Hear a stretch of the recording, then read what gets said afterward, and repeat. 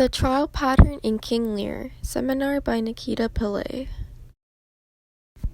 This seminar is based on the academic journal written by Dorothy C. Hockey, and it is retrieved from the Shakespeare Quarterly.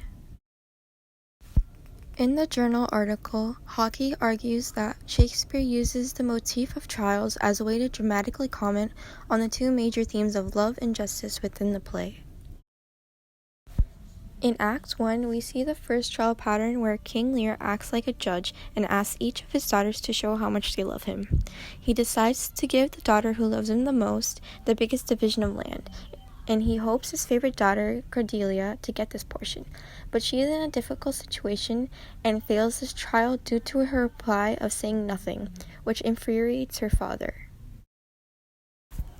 In Act 2, Hockey refers to this as the incident of the retainers, which is parallel to the first trial. In this, Lear fights with Goneril and Regan to retain 100, then 50, then 25 followers. Lear once again demands an outward, visible sign of love, but to him he thinks of it as respect and honor. Regan then denies him by saying "what need one," which is similar to Cordelia's nothing. Lear's judgment is then faulty like the first trial, as he invokes hideous punishments upon Goneril. In the journal, Hockey refers to this trial as the peak of Lear's madness in the play, and is the scene that involves the theme of justice the most. During this scene, the use of legal terms are shown in the trial. In the quote, placing his commission on the bench, Lear proceeds to arrange Goneril and Regan straight. Goneril, who kicked the poor king her father, and Regan, whose warped look proclaimed what store her heart is made on. This showed how vivid this trial was imagined in Lear's mind, because he imagines Regan trying to escape and he cries out for someone to get her. Professor Haleman calls this scene a duplication of the play's first love test because it shows a falling out relationship between Lear and his children because they no longer have a good relationship with each other.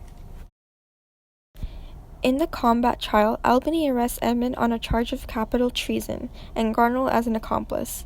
To Regan, he uses legal terms in the quote, "For your claim, fair sister, I bar it with the interest of my wife. 'Tis she is subcontracted to this lord, and I, her husband, contradict your banes." The trial by conduct is carried out ceremoniously. Albany and Edmund each cast down a glove. The herald reads out the summons, and the trumpet sounds 3 times. The formal question-answer follows. The trial then ends with Albany's comment on the death of the daughters, Goneril and Regan. This shows that there was an idea that hard justice had been served. In conclusion, from the start, Lear's story has been a trial in which he was judged, punished, and restored. He himself judged repeatedly in both insanity and in madness until he learned the lesson of love and justice. The movement of the plot of the character of Lear's mind is dramatized to emphasize the more significant meaning of the play.